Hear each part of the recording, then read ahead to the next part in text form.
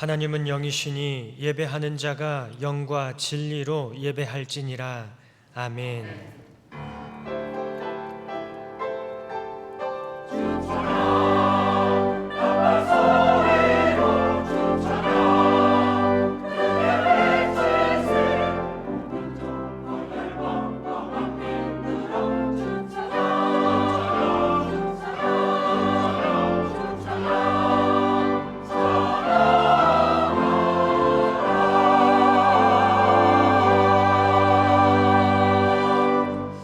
거룩하신 하나님 아버지, 오늘도 하나님 앞에 나와 예배드릴 수 있는 귀한 은혜를 허락해 주시니 감사합니다.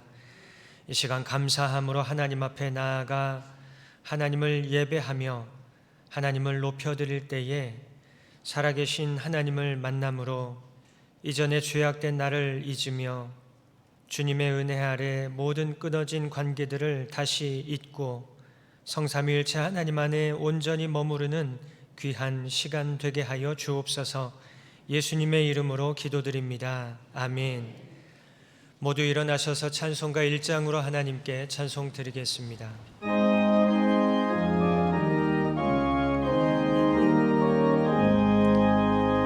만복의 근원 하나님, 온 백성 찬송 드리고 저 천사여 찬송하세.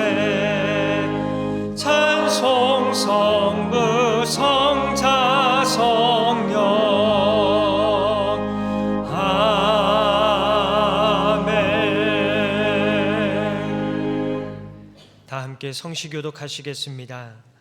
너는 알지 못하였느냐? 듣지 못하였느냐?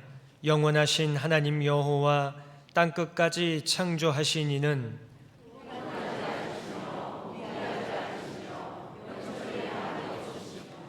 피곤한 자에게는 능력을 주시며 무능한 자에게는 힘을 더하시나니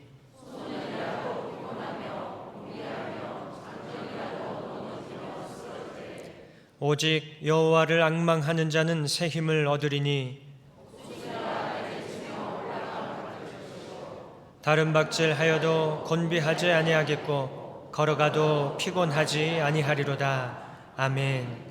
사도신경으로 우리의 신앙을 고백하겠습니다.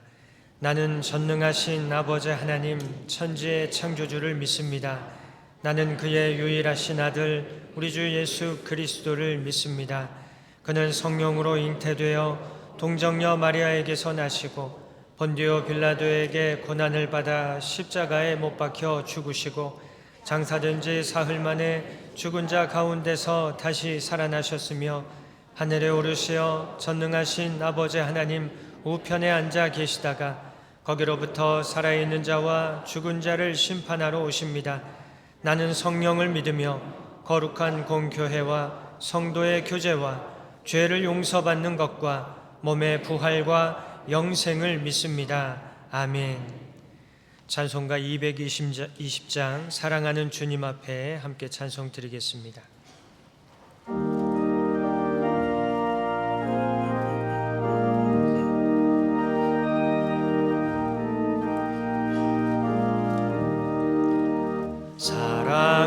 사랑하는 주님 앞에 형제 자매 자리에 그 쉬는 해 생각하며 즐거운 찬송 부르네. 내 주 예수 본을 받아 모든 사람 내 몸같이 환난 근심 위로하고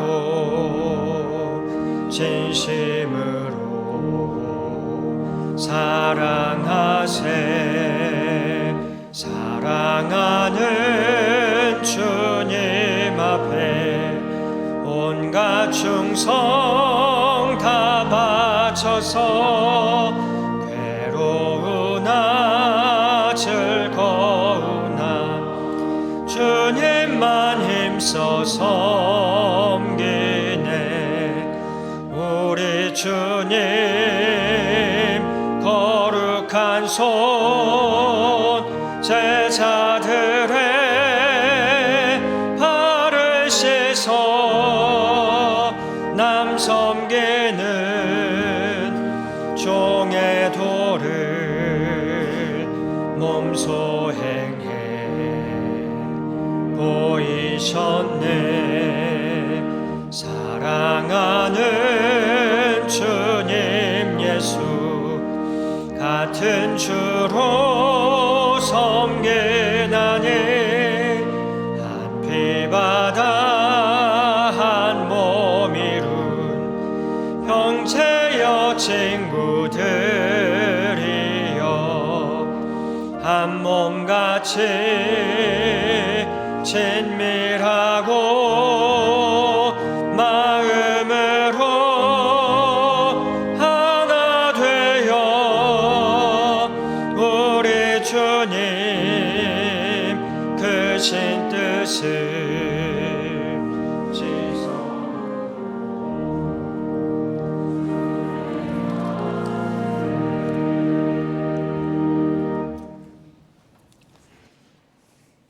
갈보리 산 위에 험한 십자가를 바라봅니다. 우리를 위해 십자가를 지신 예수님을 바라봅니다. 독생자 예수님을 보내주셔 저희 죄를 속량하시고 자녀 삼아주신 하나님 아버지께 감사와 찬양, 예배를 드립니다. 지난 한 주간 세상이 주는 쾌락과 걱정, 유익에 취해 주님을 멀리하며 공동체의 아픔에 공감하지 못하고 마음과 입으로 정죄하는 교만의 죄를 지었습니다. 용서하여 주시옵소서. 사순절 기간 각자에게 주어진 십자가를 깊이 묵상하는 은혜를 간구합니다. 예수님은 사랑과 은혜를 마음속 깊이 담아 매일매일 감사하며 다 함께 살아가게 하시고 우리에게 주어진 말씀과 시간, 상황들을 하나님 나라 복음의 역사를 이뤄나가는 디딤돌로 사용하여 주시옵소서. 탄소 금식을 위한 우리의 작은 실천이 자연 생태계 회복 후 초석임을 깨닫는 은혜를 간구합니다. 더불어 온 교회가 다시 한번 거룩하여지고 정결해짐으로 더욱 사랑 충만하고 진실된 이 땅의 교회 되게 하시옵소서. 역사의 주관자이신 하나님, 하나님의 축복 가운데 신앙교회가 진실한 공동체로 성장하여 세 번째 희년을 맞이하고 싶습니다. 100주년을 맞이하여 정준 유임 목사님의 기도와 기쁨 묵상을 통해 준비된 리 시리즈 말씀이 온전히 은혜 가운데 진행되길 소원합니다. 우리 모두 열린 마음으로 듣고 반응하는 믿음과 함께 영적 분별력을 가지고 하나님 나라 복음으로 살아가며 이를 전수하는 교회 되어 하나님께 영광을 돌리게 하시옵소서. 인간 탐욕의 결과 자연재해와 기근, 전쟁 등으로 몸살을 앓고 있는 지구촌이 인기에 연연하며 자국의 이익만 앞세우는 지도자로 인해 평화가 깨어지고 경제적 어려움 등 국내적으로 혼란이 가속되고 있습니다. 탄핵 정국으로 이념, 세대 간 갈등이 첨예해지고 더구나 본이 되어야 할 기독교인 사이에 갈등이 조장되고 있는 이 땅도 있습니다. 정의와 공의의 하나님 도와주시옵소서. 갈 길을 알려주시옵소서. 우리 모두 하나님을 경외하며 심판을 두려워하게 하시옵소서. 하나님의 정의와 공의가 온 지구촌에 강같이 흐르게 하심으로 개인과 가정, 공동체와 국가, 지구촌이 무엇보다 탄핵 정국이 올바로 회복되는 은혜를 간절히 기도합니다. 교회 안에 여러 기도 제목이 있습니다. 먼저 그 나라와 의를 구하게 하시고 주어진 고난과 시험을 간구함으로 하나님이 주시는 은혜, 평강을 누리게 하시옵소서. 이역만리에서 하나님을 전하는 선교사님들과 예배를 위해 곳곳에서 헌신하는 분들을 기억하시고 축복하여 주시옵소서. 임마누엘 찬양대의 준비된 찬양에 저희들의 마음을 모아 올려드립니다. 홀로 영광 받으시옵소서. 사순절 두 번째 주일 말씀을 받겠습니다. 역사하여 주시옵소서. 아버지의 뜻을 이루기 위해 골고다 언덕을 오르신 예수님 이름으로 기도드립니다. 아멘.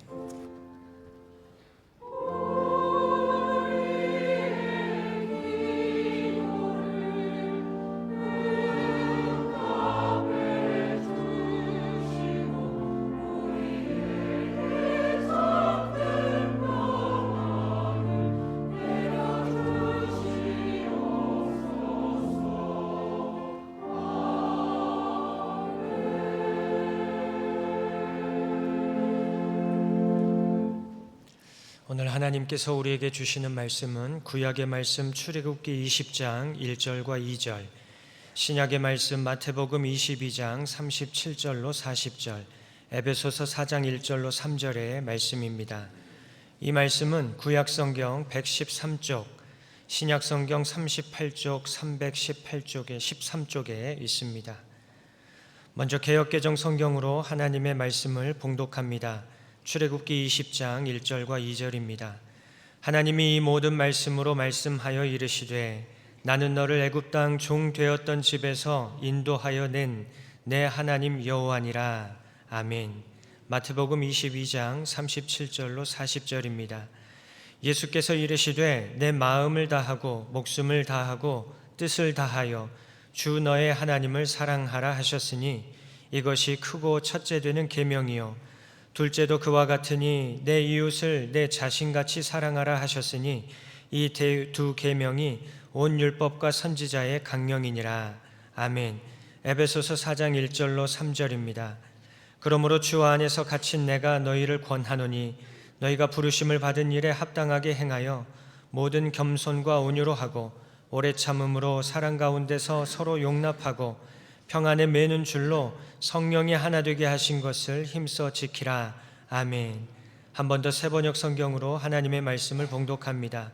출애굽기 20장 1절과 2절입니다. 이 모든 말씀은 하나님이 하신 말씀이다. 나는 너희를 이집트 땅 종살이 하던 집에서 이끌어낸 주 너희의 하나님이다. 아멘. 마태복음 22장 37절로 40절입니다. 예수께서 그에게 말씀하셨다. 내 마음을 다하고 내 목숨을 다하고 내 뜻을 다하여 주 너의 하나님을 사랑하여라 하였으니 이것이 가장 중요하고 으뜸 가는 계명이다. 둘째 계명도 이것과 같은데 내 이웃을 내 몸과 같이 사랑하여라 한 것이다. 이 두 계명에 온 율법과 예언서의 본 뜻이 달려 있다. 아멘. 에베소서 4장 1절로 3절입니다. 그러므로 주님 안에서 갇힌 몸이 된 내가 여러분에게 권합니다. 여러분은 부르심을 받았으니 그 부르심에 합당하게 살아가십시오. 겸손함과 온유함으로 깍듯이 대하십시오. 오래 참음으로써 사랑으로 서로 용납하십시오. 성령이 여러분을 평화의 띠로 묶어서 하나가 되게 해주신 것을 힘써 지키십시오. 아멘. 하나님께서 이 말씀을 통하여 우리에게 은혜 주시기를 원합니다.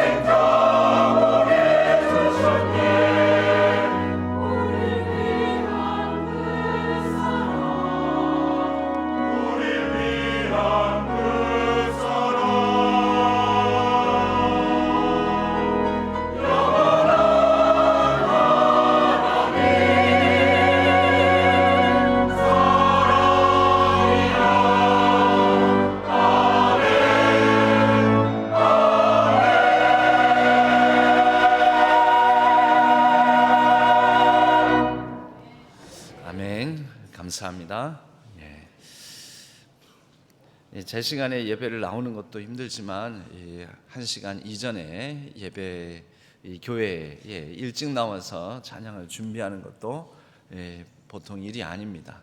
그것도 하루 이틀도 아니고 매주마다 그런 의미에서 우리 찬양대원들 매 예배마다 수고하고 헌신해 주심에 감사를 드립니다.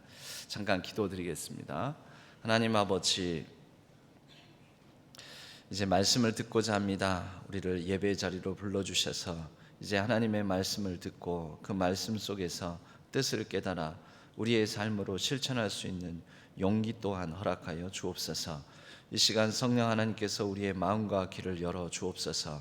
마음과 귀를 열고 선포하시는 그 말씀을 우리가 온전히 반응함으로 우리의 삶에 적용하고 우리의 삶이 새로워질 수 있도록 도와주옵소서. 이 시간 성령 하나님께 온전히 의탁하옵고 우리 주 예수 그리스도의 이름으로 간절히 기도하옵나이다. 아멘. 지난주부터 리 시리즈로 말씀을 나누고 있습니다. 지난 주일에는 리커넥트, 다시 있다라고 말씀을 나누었습니다. 우리는 하나님을 잊음으로 말미암아 하나님과의 관계가 끊어져 있었지만 하나님께서 그 관계를 다시 이어주셨습니다. 하나님께서 이 관계를 이어주셨음을 우리는 잊지 말고, 그리고 하나님과 끊어진 관계 속에서 살아갔던 우리 자신은 잊고, 그러나 예수 그리스도의 말씀 붙들고 그리스도 예수 안에서 주신 말씀 따라 너는 내 안에 거하라, 내 말씀 안에 거하라, 성령의 인도하심을 따라 그분 안에 있는 존재로서 살아가자라는 말씀을 나누었습니다. 오늘은 그것을 이어받아서 릴레이션십, RE로 시작하는 릴레이션십에 대한 말씀을 나누도록 하겠습니다. 릴레이션십에도 리가 들어가죠. 보통 리가 들어가면 다시라는 의미인데 이것은 릴레이션십은 관계라는 뜻입니다. 그러니까 관계에 대해서 오늘 생각해 볼 텐데, 이 관계라는 단어, 릴레이션십이 어디서 나왔는가? 이 릴레이트, 관계를 맺다, 관계하다라는 그런 단어에서 이 명사형이 나왔는데요. 릴레이트라는 이 원래 동사 단어는 라틴어 레페레라는 단어에서 나왔습니다. 앞에 붙은 레라는 말은 다시, 재 이런 의미이고요. 반복하다 이런 의미고요. 뒤에 나오는 페레라는 원래 라틴어 동사는 이 페레가 가지고 오다 이런 뜻을 가지고 있습니다. 가지고 오다, 다시 가지고 와서 어떤 저장해 두다 이런 의미를 가지고 있습니다. 그래서 합해져서요, 우리가 보면 관계를 맺는 것은 그렇습니다. 내가 한번 말을 내지르고 끝나는 게 아니지 않습니까? 내가 뭔가를 줘버리고 끝나는 게 아닙니다. 우리가 관계 맺으면 주고 다시 받고, 대로 주고 말로 받고, 주고받는 게 있는 거죠. 우리가 왜 할 말도 다 못하는 경우가 있습니까? 관계를 생각해서 할 말 다 못하는 거죠. 그러니까 그 사람에게 내가 다시 돌아올 내가 이렇게 말하면 저 사람이 어떻게 생각하고 어떻게 반응하고 우리의 관계는 어떻게 이루어질까, 이런 것을 생각해야 되기 때문에 다시 내가 준 것을, 내가 한 말을 되돌려 받다, 가지고 오다, 이렇게 해서 여기에서 관계하다, 관계를 맺다라는 뜻이 파생되어 나오게 되었습니다. 그러므로 릴레이션십, 이 관계는요, 상호관계입니다. 상호관계. 그러니까 일방적인 관계가 아니죠. 주고 받고, 받고 주고. 우리는 늘 그런 상호성, 상호관계 속에서 이러한 신앙생활이 이루어지고 있다. 오늘은 그 말씀을 구체적으로 한번 나눠보고자 합니다. 오늘 말씀을 시작하면서 우리가 생각해야 될 것은요, 원래 하나님께서 먼저 이 세상을 향하여 주셨습니다. 무엇을 주셨습니까? 태초에 하나님이 천지를 창조하시니라. 창조주 하나님께서 이 세상을 지어서, 원래는 수면, 모든 어둠과 혼란, 그리고 물속에 갇혀 있었는데요, 그 가운데에서 땅을, 그 흑암에 갇혀 있는 가운데서 땅을 끄집어내지 않았습니까? 땅을 끄집어내어서 거기에 온 생육하고 번성하는 생명체들을 두셨죠. 이게 뭐냐면 관계 맺는 이야기입니다. 태초에 하나님이 천지를 창조하셨다. 태초에 하나님께서 먼저 이 혼란과 어둠에 가득 찬 이 공간에 하나님의 뜻을 따라 하나님께서 뭔가를 주셨다. 그리고 그 주신 것을 인간을 지으시고 인간에게 그 모든 것을 맡겨 주셨지요. 인간도 흙으로 지으시고 난 다음에 인간에게 하나님의 혼을, 생명을 불어넣어 주셨지요. 하나님의 주심으로 시작합니다. 주심, 그 다음에 받음. 그래서 하나님과의 주고받는 관계가 이제 형성된 것입니다. 이게 하나님께서 세상을 지으시면서 보시기에 참 좋았더라. 하나님과 주고받는 관계 속에 있는 이 복된 세상, 정말 복된 만물을 이렇게 만드셨는데, 그런데 이 만물이 깨어집니다. 창세기에 중요한 두 가지 질문이자 구약 성경에 정말 핵심적인 두 가지 질문이 있다라고 지난 주일에 말씀을 드렸습니다. 그 첫 번째 질문은요, 아담아 네가 어디 있느냐. 하나님께서 도로 아담을 찾으시는 거죠. 왜 찾으십니까? 아담이 하나님을 떠나버렸습니다. 하나님을 외면합니다. 잃어버렸습니다. 깨어진 관계, 그 깨어진 관계 속에서 하나님께서 늘 물으시는 질문은 어디 있느냐 하면서 하나님과의 관계성에 대한 질문을 던진다라는 것입니다. 두 번째 질문이 있죠. 아담의 아들 가인이 동생 아벨을 쳐 죽여버리고 난 다음에 그 가인을 향하여서 묻습니다. 네 동생 아벨이 어디 있느냐. 이것은 하나님께서 이제 깨어지고 망가져버린 그 관계를 다시 또 물으시는 거죠. 이것은 하나님과의 관계를 물으시는 것이 아니라 너가 돌보고 너가 사랑하고 네 혈육 너가 지켜야 될 아벨이 어디 있느냐. 너는 이 맺어야 될 관계들, 이웃과 모든 만물들과의 관계를 잘 맺고 있느냐라고 물으시는 거죠. 그것에 대해서 가인은 내가 아벨을 지키는 자입니까? 나랑 뭔 상관이 있습니까? 나랑 아무 상관없는 그 사람을 왜 나에게서 찾습니까? 라고 묻는 거죠. 오늘 또 우리에게 물으시는 게 그것입니다. 우리의 관계를 물으시는 것입니다. 하나님과의 관계를 물으십니다. 그리고 사람과 모든 피조 만물들과의 관계를 물으십니다. 거기에 대해서 오늘날 세상은 그건 뭔 상관이냐고, 내가 내 마음대로 이용하고 내 마음대로 쓰고 내 마음대로 뭐 살리기도 하고 죽이기도 하고 그건 내 마음대로 하는 건데 내가 그거 지키는 거 아니다고, 내가 나하고 아무 상관없다고, 우리는 그렇게 응답하면서 이 세상을 더 파괴적인 곳으로, 이 세상을 더 망가뜨리는 모습으로 만들어 나가고 있습니다. 여러분, 이러한 가운데 하나님은 우리에게 복음을 전해주시죠. 복음은 하나님과의 관계를 먼저 예수 그리스도를 통해서 이어주시고 그 하나님과의 관계에 이어진 것을 바탕으로 우리가 깨어지고 망가진 세상을 계속 이어나가며 네 동생 아벨이 어디 있느냐 이것을 다시 도로 찾으시는 그러한 역사로 이 성경의 세계관은 이루어져 있습니다. 이것을 창조, 타락, 구속 이렇게 세 가지로 얘기하기도 합니다. 하나님께서 창조하셨다. 이것은 하나님께서 관계를 맺으셨다. 타락은 그 관계를 깨트렸다. 인간이 자기 마음대로 하려고 자기 뜻대로 죄로 말미암아 깨트렸다.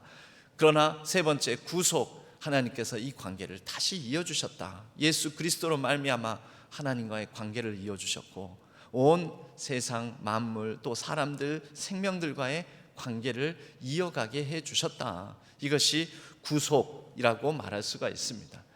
이런 맥락에서 보면 이 하나님께서요, 태초에 인간을 지으시고 세상을 만드시고 관계를 맺게 하시고, 그러나 이것이 깨어져 버렸죠. 창세기에 보면 그 깨어진 속에서 하나님께서 다시 한 사람을 불러서 이것을 이어나가려고 하십니다. 그 부르신 한 사람이 아브라함입니다. 아브라함. 그리고 그 부르신 한 사람을 통해서 한 나라를 이루시죠.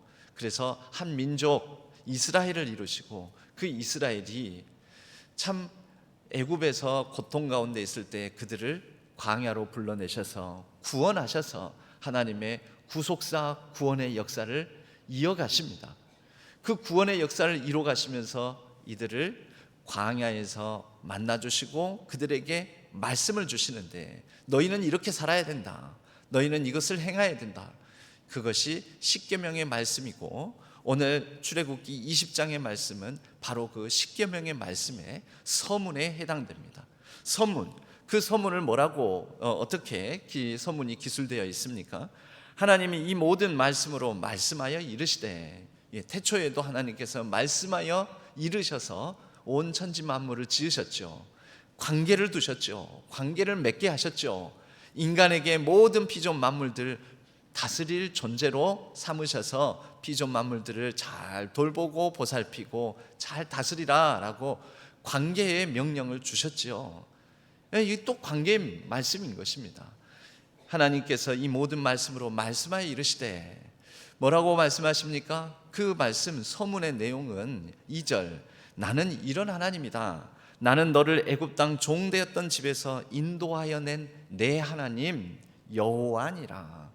그럼 이것은 하나님께서 이제 바로의 백성, 애굽 이집트의 백성이었던 그들의 옛 관계를 잊어버려라. 그거 청산하고 너는 애굽의 신, 애굽이 섬기는 그 대상의 다스림을 받는 존재들이 아니다. 내 다스림을 받는, 나는 너희를 다스리고 너희는 내 백성이고 너희를 인도하고 너희를 구원한 하나님이 신이 바로 나다라는 선포를 하시는 것입니다. 하나님과의 새로운 관계 맺기. 여러분, 아이가 태어나면 아이에게 끊임없이 부모는요, 태어나면서부터 애가 부모를 알아보지를 못합니다. 그래서 어렸을 때 주워다 키우면은 그 아이는 그 자기의 혈육의 친부모가 아닌데도 그 사람이 자신을 키운 어른을 부모로 알고 자라게 됩니다. 여러분, 끊임없이 부모가 이 갓난 아이 때부터 아이에게 거의 세뇌시키다시피 얘기를 합니다. 눈을 마주치면서 어르고 달래고 품에 안고 젖을 물리고 이유식을 떠먹이면서, 그리고 눈으로 계시를 막 내립니다. 아이한테 내가 네 부모다, 내가 네 엄마다, 내가 네 아빠다. 시샘 내면은 아빠도 옆에서 야, 엄마만 있는 게 아니야, 내가 네 아빠야, 아빠 해봐, 아빠. 엄마만 말하는 게 아니라 아빠도 얘기해봐, 이러잖아요. 여러분, 그렇게 수십 번, 수백 번, 수천 번을 통하여서 그 아이는 부모와의 관계 맺음을 해 나가는 것이죠. 부모로부터 처음에는 일방적으로 받았다가 나중에는 관계가 형성되고 맺어지면은 이 자녀로부터 부모가 또 받습니다. 주고받음, 레페레에 바로 이 관계의 맺음, 릴레이션십이 이루어지는 것입니다. 이 서문은 바로 이 관계의 전제에 해당되는, 기초에 해당되는 하나님과의 관계의 시작. 나는 너희를 애굽 땅 종되었던 곳에서 인도해낸 내 하나님 여호와다. 성경에는 이런 표현들이 반복해서 나옵니다. 나는 너희 하나님이다, 나는 여호와라, 나는 너희를 이렇게 한 하나님이다 라고 하나님께서 자꾸 반복해서 말씀하십니다. 하나님과의 관계 맺기, 하나님께서 먼저 손을 내미시고 먼저 알려주시고 먼저 눈 마주치시고 먼저 젖을 물려주시고 먼저 이유식 먹이시고, 그러면서 하나님이 우리의 하나님 되심을 가르쳐 주시는 것이죠. 자, 이 서문 다음에는 어떻게 나옵니까? 그럼 그 하나님을 어떻게 대해야 될 것인가? 여러분, 십계명을 분석을 해보면 크게 보면 세 부분, 4계명까지 하면은 네 부분으로 나눠집니다. 그러나 크게 보면 세 부분. 물론 어떤 분들은 하나님 사랑과 이웃 사랑의 명령으로 구별됩니다 이렇게 하지만 오늘 세 부분으로 크게 나눠보겠습니다. 먼저 1, 2, 3계명입니다. 1, 2, 3계명은 다음과 같습니다. 너는 나 외에는 다른 신들을 내게 두지 말라. 오직 하나님만 진짜 신이라는 거죠. 애굽, 이집트 땅에서도 많은 신들이 있었습니다. 많은 신들, 특히 파라오는 신들의 이 반열에 들어가는 신으로 여겨졌습니다. 그런데 하나님께서 그거 다 신 아니야. 여러분, 그 증거가 뭐냐면 10가지 재앙이죠. 이집트 바로의 땅에서 신들로 여겼던 대상들이 재앙이 되게 만드는 사건이 10가지 재앙이었습니다. 그 10가지 재앙 이후에 이제 시내산 자락에 있는 백성들에게 하나님께서 선언하시는 거, 다 신이 아니야. 명문화시켜서 돌판에 새겨서 하나님께서 선포하시는 거, 오직 내가 진짜 참 신이다, 나만 유일한 신이다, 너희는 다른 신들을 내게 두지 말라. 그리고 이 신을 새겨서 이것이 하나님입니다, 저것이 하나님입니다. 우상 숭배하지 말라, 두 번째 계명이지 않습니까? 금송아지를 차려놓고 이 금송아지가 우리를 인도해낸 하나님 여호와다 이러고 그 앞에서 절하고 그 앞에서 춤을 추고 그 앞에서 경배하고 그러지 않았습니까? 그래서 그런 다른 대상을 하나님이다, 그 유일하신 하나님이다 여기지 말라. 그것이 두 번째 우상 숭배 금지 명령. 세 번째로는 하나님의 이름을 망령되이 일컫지 말라. 하나님의 이름을 우리는 어떻게 망령되이 일컫습니까? 하나님의 이름으로 장난하는 거, 하나님 이름 앞세워서 자기 욕심 채우는 거, 하나님 이름으로 사람들 이용하고 또 사람들을 잘못 이끄는 거, 이 모든 것이 하나님의 이름을 망령되이 일컫는 그런 행위인 것이죠. 이렇게 하지 말라. 여러분이 이것은 다 하나님과 관계된 명령인 거죠. 관계 맺는 명령, 하나님을 대하는 명령, 대신 명령이라고 말할 수가 있습니다. 하나님을 대하는 대신, 뭘 대신하다가 아니고요, 하나님을 대하는 계명이라는 것입니다. 대신 계명, 대신 명령이라고 말할 수가 있습니다. 종합해서 말하면 어떤 것일까요? 오직 하나님만 섬기라, 하나님만 경배하라. 경배를 받기에 합당하신 분, 오직 하나님만 진정으로 참으로 경배하라, 예배하라 라는 것입니다. 두 번째, 이 4계명 우선 놔두고요, 5, 6, 7계명, 5, 6, 7계명을 보면요, 내 부모를 공경하라, 살인하지 말라, 간음하지 말라. 여러분 대상이 누구입니까? 하나님입니까? 아니죠. 제일 가까운 사람에서부터, 우리 가장 가까이 있는 사람, 우리가 대하는 가장 가까이 있는 사람, 태어나면서부터 대하는 사람이 누군가요?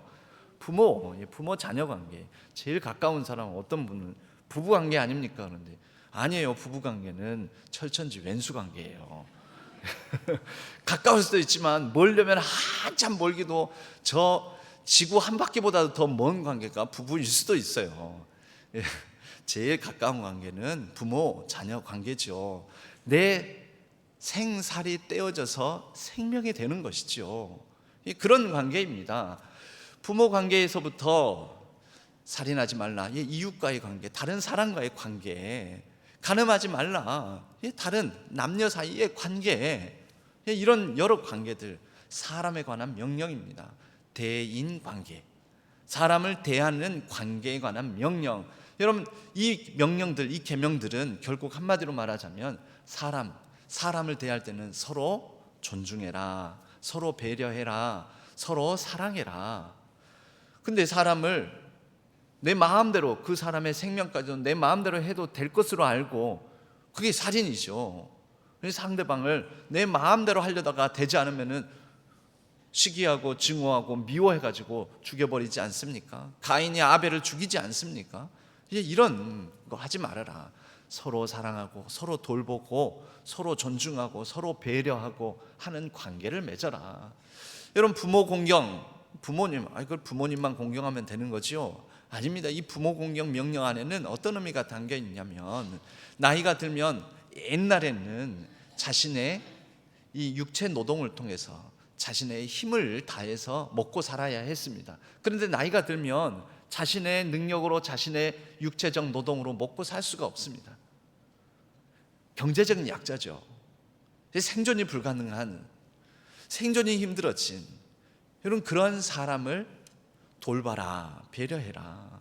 경제적 약자가 된 사람들. 그러므로 여러분 부모 공경 명령 안에는, 이 안에 더 넓게 해석을 하자면, 우리 주변에 스스로의 힘으로 살 수 없는 사람들, 그런 존재들을 보살펴라, 돌봐라 라는 넓은 의미까지도 담고 있습니다. 특별히 경제적 약자, 이런 사람들, 주변에 사방 심리 안에 굶어 죽는 사람이 없게 하라. 예를 들면 이런 채부잣집, 경주 채부잣집, 그런 가훈으로 내려오는 그런 명령이 바로 이러한 명령 안에 들어온다 볼 수 있습니다. 간음하지 말라. 여러분 왜 간음을 합니까? 상대방을 성적 대상물로만 보는 것이죠. 성적으로 내가 내 욕망을 채울 대상. 여러분 이것이 성적 욕망뿐이겠습니까? 사람을 내 욕심과 욕망을 채울 이용 가치로만 보는 것입니다. 이용할 물건으로만 생각하는 것이죠. 그럴 때 바로 이런 간음이 일어나는 거죠. 잘못 사람을, 인간을, 생명을 잘못 이용하는 일이 일어나게 되는 것입니다. 그러지 말아라. 사람은 사람으로서 대해라. 여러분, 이런 성적 범죄를 저지르는 사람, 예를 들어서 이 강간 사건이라든지 이런 성폭력 사건이 있게 되면은 막 와가지고 네가 네 애미라도 이렇게 하겠냐, 네가 네 친자매라도 친남매라도 네가 이렇게 하겠냐 하면서 막 이렇게 항변을 합니다. 이 짐승 맛도 못한 놈 막 이렇게 항변하는 거 보면 여러분 왜 그러겠어요? 그 말을 보십시오. 그 말을. 그게 뭐냐? 사람으로 대하지 않고 자신의 욕심을 채울 대상으로만 사람을 보면 여러분 그것이 성적인 욕심일 경우에는 간음이 되는 것이고요. 다른 욕심이 되면은 그것도 다른 의미에서는 성적인 것은 아니라 할지라도 간음이 될 수 있는 것입니다. 여러분 이것은 한마디로 말하자면 사람을 사람으로서 잘 존중하고 배려하고 서로 사랑해라 이렇게 말할 수가 있죠. 다음으로 8, 9, 10계명이 있습니다. 8, 9, 10계명은 도적질하지 말라, 거짓말하지 말라, 탐내지 말라 이렇게 한마디로 줄여서 얘기할 수 있을 텐데요. 이것은 다 뭐예요? 무엇에 관한, 무엇을 대하는 명령이겠습니까? 왜 도적질합니까, 여러분? 어떤 물건이 저거 좋아 보여서 저건 나 갖고 싶다 해서 물건을 대하는 것입니다. 물건을. 저건 내 것이 아니다. 그러면 되는데 내 것이 아니어도 내 것일 거야. 내 것으로 하고 싶어. 이게 바로 도적질하는 것 아니겠습니까? 왜 거짓말합니까? 내 것이 아닌데 내 것이라고 주장하려고, 내 것 삼으려고. 왜 탐을 냅니까? 내 것 아닌 것에 대해서 자꾸 욕심을 부리는 거. 이게 탐심 아니겠습니까? 이것은 대물 관계의 명령입니다. 어떤 물질, 물건 이것에 대해서 잘못 관계를 맺게 되면 이러한 일들이 일어나는 거죠. 도둑질하고 거짓말하고 탐내고.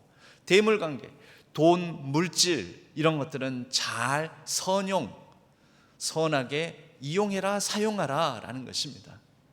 여러분 이렇게 크게 대신 관계 명령, 대인 관계 명령, 대물 관계 명령이 10계명입니다. 10계명. 결국 10계명은 다 뭘까요? 관계 명령인 것입니다. 올바른 관계를 맺어라. 하나님을 하나님답게, 사람을 사람답게, 물질을 물질답게. 어떻게 하면 돼요? 하나님은 경배할 존재, 사람은 서로 사랑하고 돌볼 존재, 물질은요 이용하고 선하게 사용할 대상. 그런데 사람들은 이것을 섞어버립니다. 이것을 깨버립니다. 여기까지 하고 나면 어떤 분들은 근데 왜 네 번째 계명은 안 하십니까? 여러분 네 번째 계명은 핵심이 이거예요. 대신 관계, 대인 관계, 대물 관계, 이 세 가지 관계가 다 아름답게 이루어지는 날이 안식일입니다. 아름답게 이루어지는 날, 아름답게 이루어지는 시간, 아름답게 이루어지는 공간이 안식일을 지키는 시간, 안식일을 지키는 공간이 되는 것입니다. 보십시오, 여러분. 안식일을 누가 지킵니까? 하나님과의 관계를 맺은 사람이 안식일을 지키는 거죠. 안식일 날 지키려면 뭘 해야 됩니까? 여러분 대물 관계에 있어서 내가 오늘 하루 더 돈 벌어야지. 오늘 내게 주어진 이 시간 내 마음대로 써야지. 그런데 그걸 내려놓는 거예요. 대물 관계를 바르게 한 날이라는 거죠. 그날 시간을 쓰는 거, 힘을 다하여서 예배 자리로 나오는 거, 여러분 이것이 다 내 욕심을 내려놓고 오는 것 아니겠습니까? 그 안식일을 거룩하게 지키며 이 안식일 가운데 예배를 하면서 예배 가운데서 헌신을 하고 봉사를 하고 또 헌금을 하고, 여러분 다 이게 대물 관계, 특히 헌금이라는 것은 대물 관계가 바르게 되어 있지 않으면 못합니다. 여러분 못합니다. 그래서 이 부분이 있고요. 그리고 안식일을 기억하여 거룩하게 지키라 하시면서 그 뒤에 부칙에 뭐라고 돼 있냐면, 너희는 네 아들이나 딸이나 남종이나 여종이나 네 문 안에 머무는 객, 나그네, 손님들이라 할지라도 그들을 일시키지 말고 다 쉬게 해라. 여러분 권리 있는 사람이 권리 없는 사람, 있는 사람이 없는 사람, 가진 사람이 못 가진 사람을 배려하라는 날이 안식일입니다. 그러니까 이 안식일을 통하여서 화목이 이루어지는 거죠. 하나님과 더불어, 사람과 더불어, 모든 대상물, 피조 만물과 더불어 화목이 이루어지는 거죠. 평화가 이루어지는 거죠. 그래서 이 안식일 명령 안에는 세 가지로 나눠져 있는 대신, 대인, 대물, 관계 명령들이 다 아름답게 이루어지는 그러한 계명이 이 안식일 계명에 모아지게 되는 것이죠. 이렇게 십계명은 관계 회복의 명령들입니다. 관계 회복의 명령들. 우리는 이러한 관계 회복의 명령에 기초해서 내 백성은 나는 너희 하나님이다. 나는 내가 너희를 만들었고 너희를 구원하는 창조주이자 구원자이다 라고 하나님께서 밝히시면서 그 구원받은 자로서의 삶을 살아가게 하시는 것입니다. 그런데 신약에 오게 되면 예수님께서 이 십계명의 이 계명들을 다시 종합 정리하시고 또 재해서 다시 풀어주시기까지 합니다. 예를 들면 살인하지 말라라는 계명을 너희가 들었거니와 마태복음 5장 산상수훈 가운데서 이 말씀을 하지요. 너희가 형제를 향하여 미워하거나 욕을 하기만 하더라도, 라가라고 욕을 하기만 하더라도 그것은 이미 살인한 것이나 다름없다. 하지 말라, 그렇게도 하지 말라. 여러분, 관계가 어떻게 되는 것입니까? 그냥 살인하지 않고 간음하지 않은 것으로 끝나지 말고 더 성숙한, 더 수준 높은 그런 말씀을 따라서 깊어져라는 것이죠.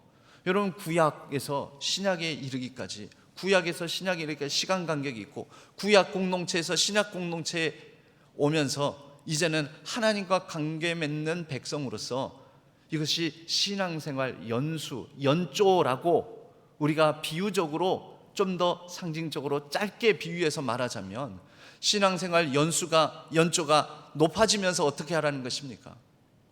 더 깊어지고 더 성숙해져라라는 것입니다. 간음하지 말라, 내가 십계명 계명에서 말하였거니와 내가 너희들에게 다시 말하노니, 마음속에 음란한 생각을 품는 것만으로도 이미 간음한 것이니라.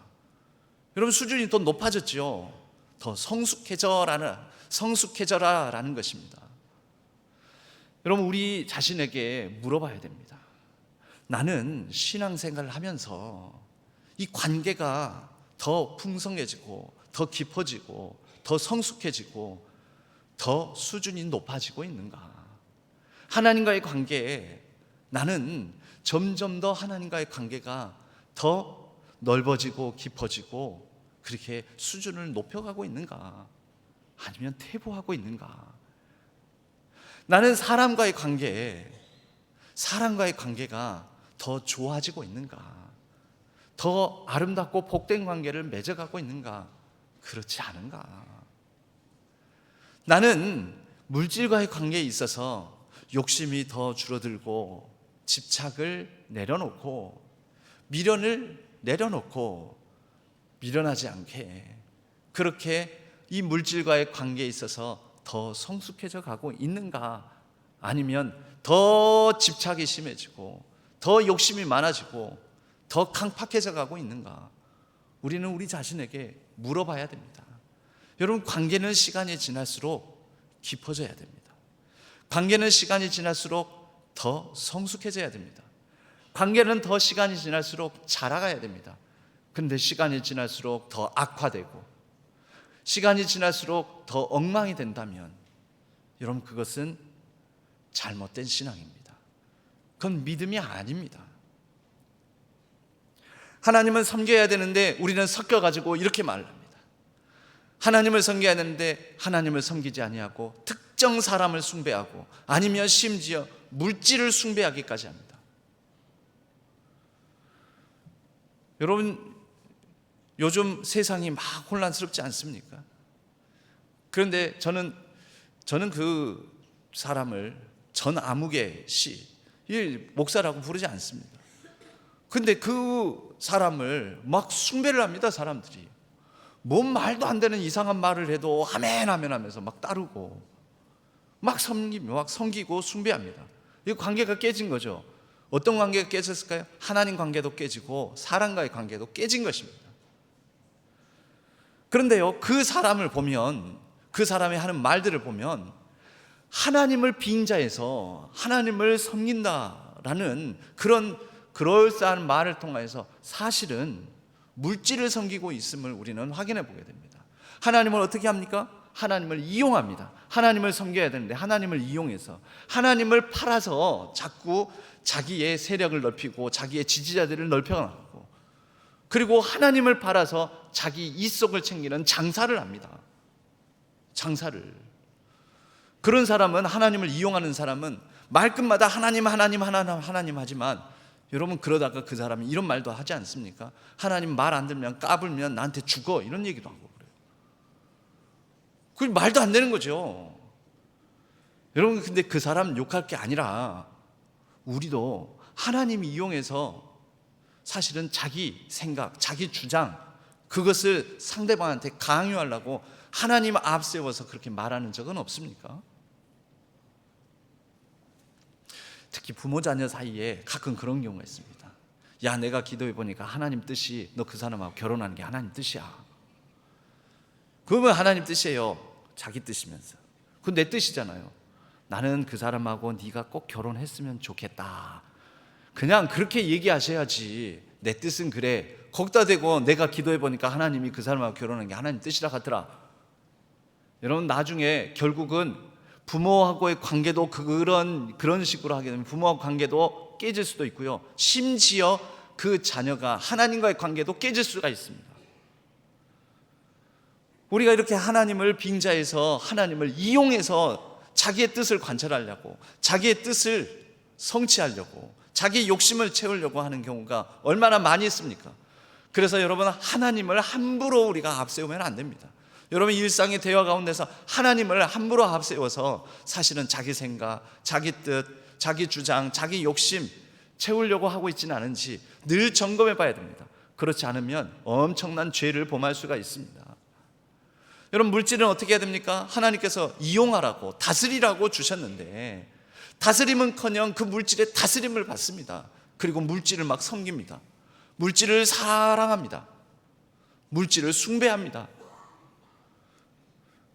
그래서 이런 잘못된 관계 맺고 있지는 않은지 우리가 신앙생활 하면서 늘 돌아보고 점검해 봐야 한다라는 것이죠. 여러분, 구약에서 신약으로 오면서 계명 준수 명령이 예수 그리스도의 이 계명에 대한 해석, 풀이를 통하여서 더 익어갑니다. 성숙해져 갑니다. 우리의 신앙도 익어가고 성숙해져 가야 하는 것입니다.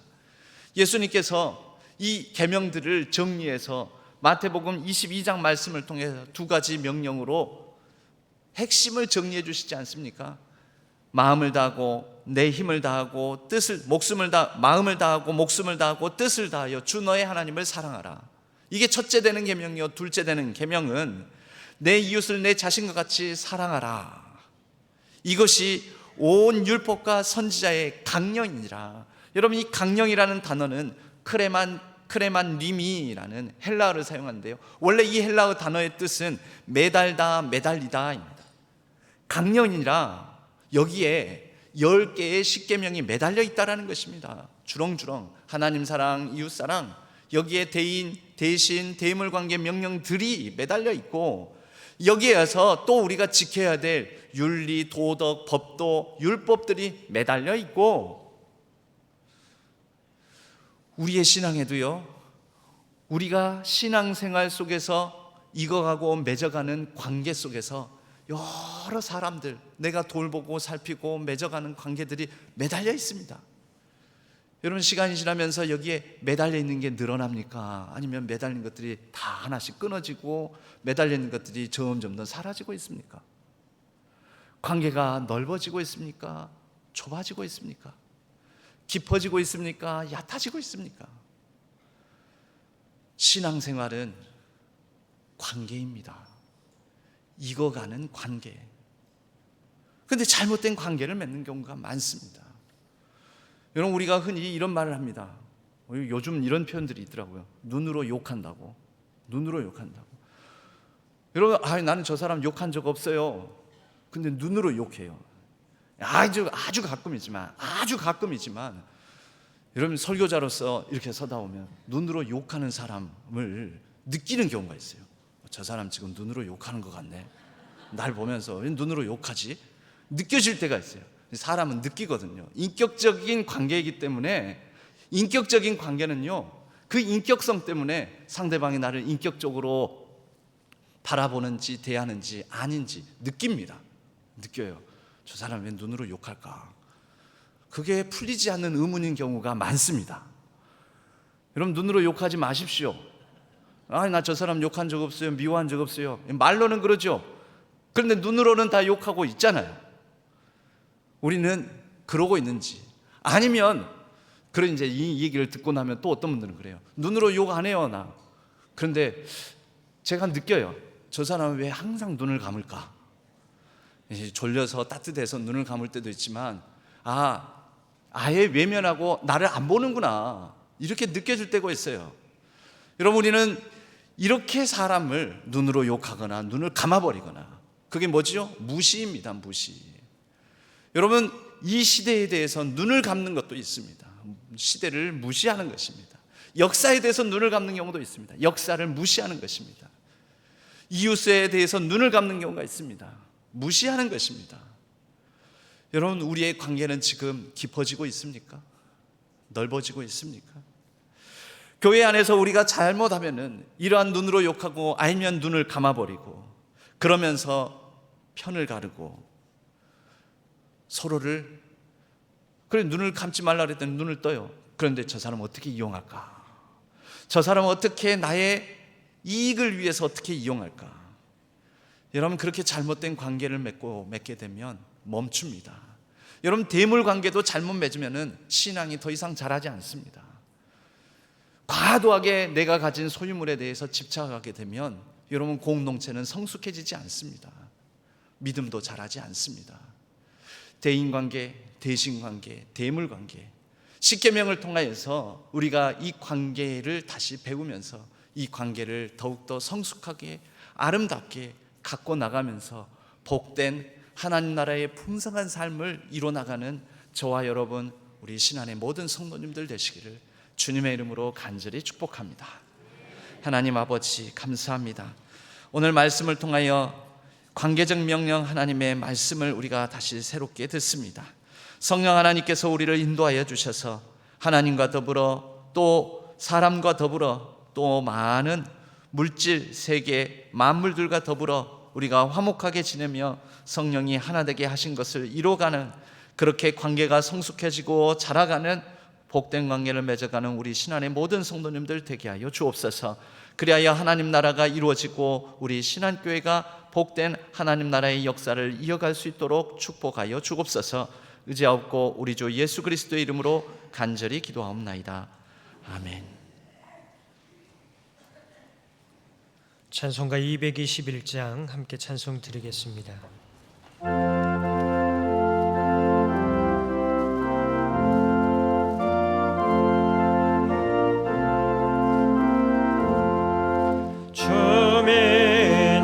성체들 사랑의 사귐은 천국의 교제 같으니 참 좋은 책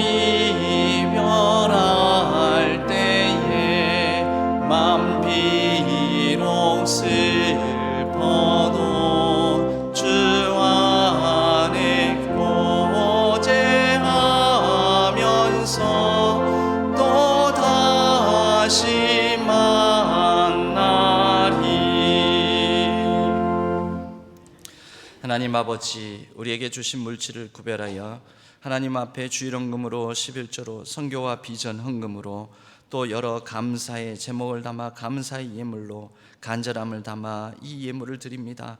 기쁘게 받아주시고 하나님 나라와 영광 위하여 아름답게 쓰여질 수 있도록 축복하여 주시옵소서. 간절함 위에는 하나님의 선한 응답을 주시고 감사하면은 더 기쁨으로 충만한 감사할 일들이 많아질 수 있도록 풍성한 삶을 허락하여 주옵소서.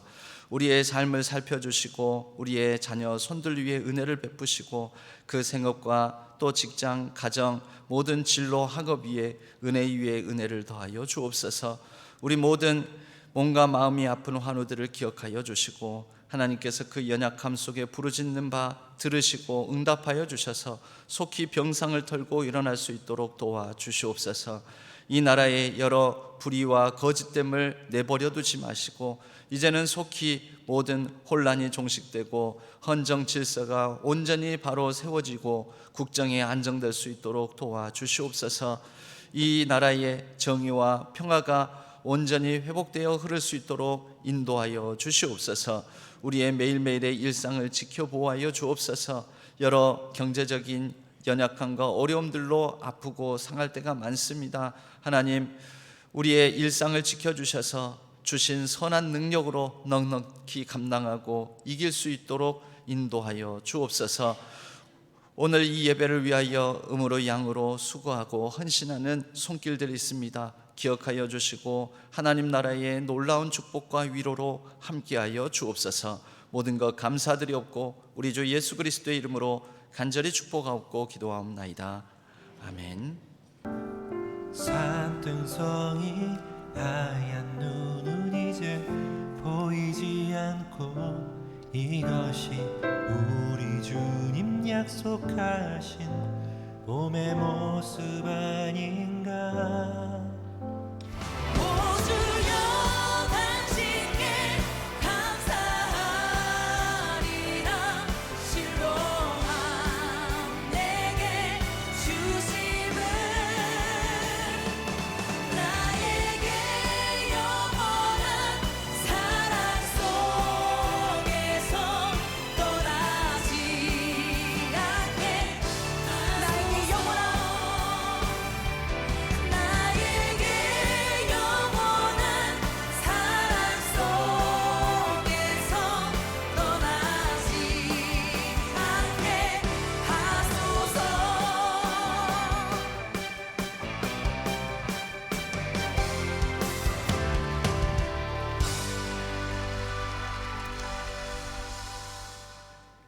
금주 목요일부터 70 플러스 6주간 개강을 하게 됩니다. 이번에는 특별히 이 천국 예비 학교로 우리가 그런 내용을 가지고 함께 또 어우러지는 교제하는 시간을 갖도록 하겠습니다.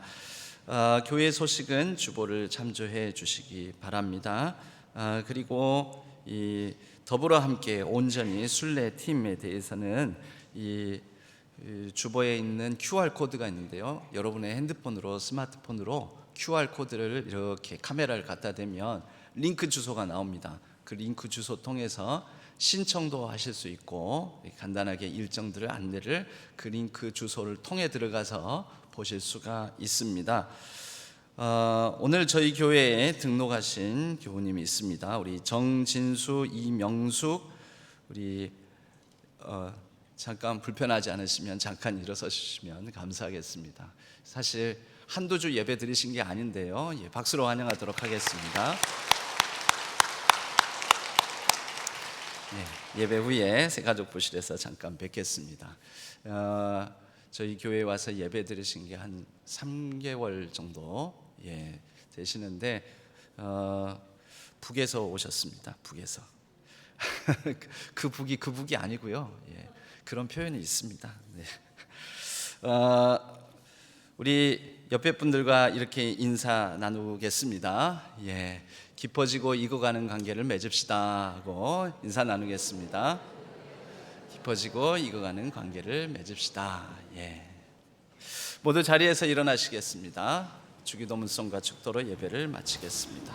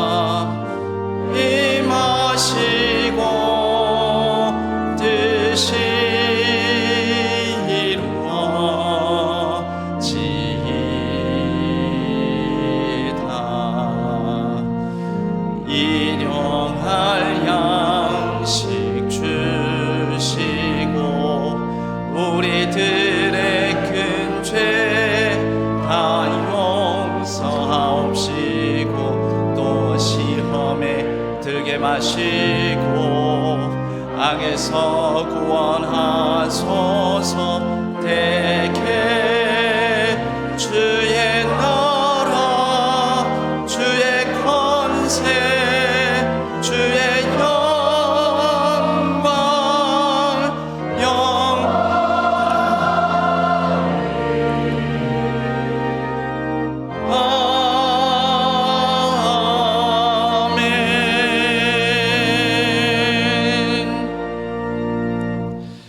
이제는 우리 주 예수 그리스도의 은혜와 하나님 아버지의 지극하신 사랑하심과 성령 하나님의 위로 교통하심이 이 자리에 모인 신안의 모든 성도님들 위해 온라인상에서 흩어져 예배를 드리는 모든 예배자들 위해 우리 신안교회 위해 우리 조국 대한민국과 온 세계 열방 위해 이제로부터 영원까지 함께 하시기를 간절히 축원하옵나이다. 아멘.